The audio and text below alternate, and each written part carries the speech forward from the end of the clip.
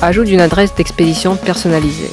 Gmail vous permet de remplacer l'adresse de l'expéditeur, indiquée dans le champ 2, par une adresse personnalisée. Pour activer cette fonction, il vous suffit de suivre les étapes suivantes. Connectez-vous à votre compte et rendez-vous dans la page Paramètres. Sélectionnez Compte et importation. Dans le champ Envoyer des emails en tant que, cliquez sur le bouton Envoyer un message à partir d'une autre adresse.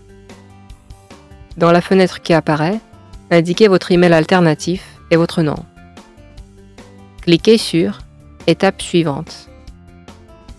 Avant que vous puissiez utiliser la fonctionnalité de substitution de l'adresse de l'expéditeur, un message de confirmation sera envoyé à l'adresse indiquée dans la fenêtre précédente. Après avoir effectué les actions indiquées dans le message, cliquez Étape suivante. Ensuite, il est nécessaire de sélectionner les serveurs d'envoi. Vous pouvez utiliser les serveurs Gmail ou bien choisir d'utiliser les serveurs SMTP de votre deuxième compte email. Dans le premier cas, cliquez sur le bouton Étape suivante, puis envoyez la vérification. Un message contenant le lien d'activation sera alors envoyé à l'adresse indiquée. Vous devrez alors confirmer que vous êtes bien le propriétaire de ce compte email. Pour cela, connectez-vous à ce compte et effectuez les actions indiquées dans le message.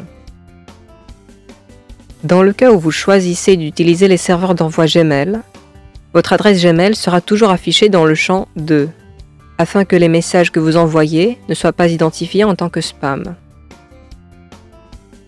Si vous ne souhaitez pas que votre adresse Gmail soit indiquée dans le champ 2, sélectionnez la possibilité suivante. Indiquez le serveur SMTP, le nom d'utilisateur et le mot de passe de votre compte alternatif, et si nécessaire, les paramètres des ports d'accès et SSL. Cliquez « Ajouter un compte ». Connectez-vous à votre compte alternatif et suivez les instructions dans le message de Gmail. Pour le bon fonctionnement de l'envoi du courrier via un serveur tiers SMTP, consultez le mode d'emploi mis à disposition par votre fournisseur de services de messagerie.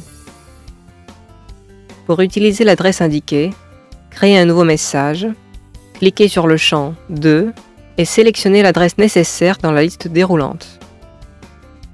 Afin d'utiliser l'adresse alternative lors d'une réponse à un message, cliquez sur le lien « Changer » à côté du champ 2.